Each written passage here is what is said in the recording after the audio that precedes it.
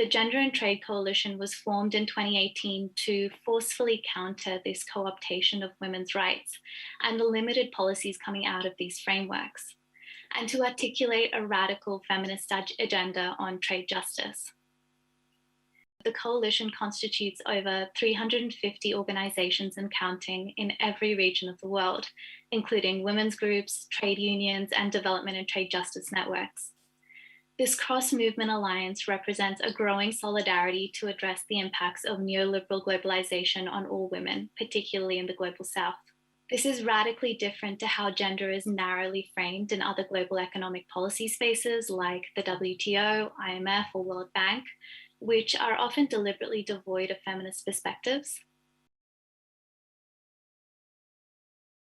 Looking at some of the criticisms that us as the feminist movement, as well as the social and people's movement have had on these new generations of trade agreements and the RCEP, and how so much more this pandemic had proven the validity of our criticism and why we really need to think and look at a new trade system that cannot be the same as it was prior to this pandemic. They agree to different things at the World Trade Organization, which is the multilateral trading institution. And then they are also signing these bilateral or regional free trade agreements. We call them FTAs in generic terms. And they are also signing these investment agreements, normally on a bilateral basis.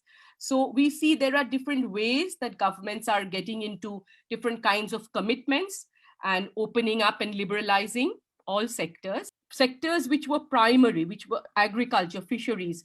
Developing countries are very dependent on these sectors. So we have seen that many developing country governments especially are more protective about liberalizing these sectors, because it means you open up to foreign competition. In the digital paradigm, we need democratic governance frameworks. So right now, there's a business as usual multi-stakeholderism, which prevents any rules from being forged for the people. And you just have a situation where big tech is governing big tech. So this needs to change. We also need rules for data, which bring the non-economic and economic aspects of the data governance question together. So it's not as if the moment privacy and personal data protection is solved, data can flow freely and, business as usual where US and China dominate can continue.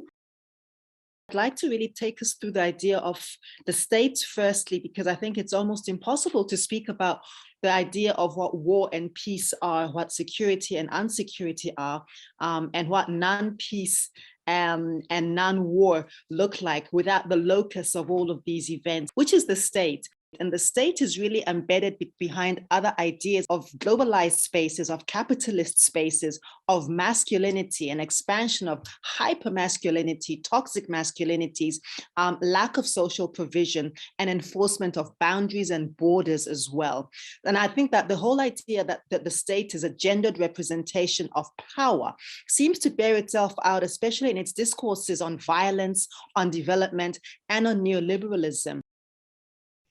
That trade and migration linkage go way, way back, okay, to colonialism and even pre-colonialism. So we had the greater dimension of trade, we must remember, started with going out to what they thought was East Asia and India and other places, Africa and other places.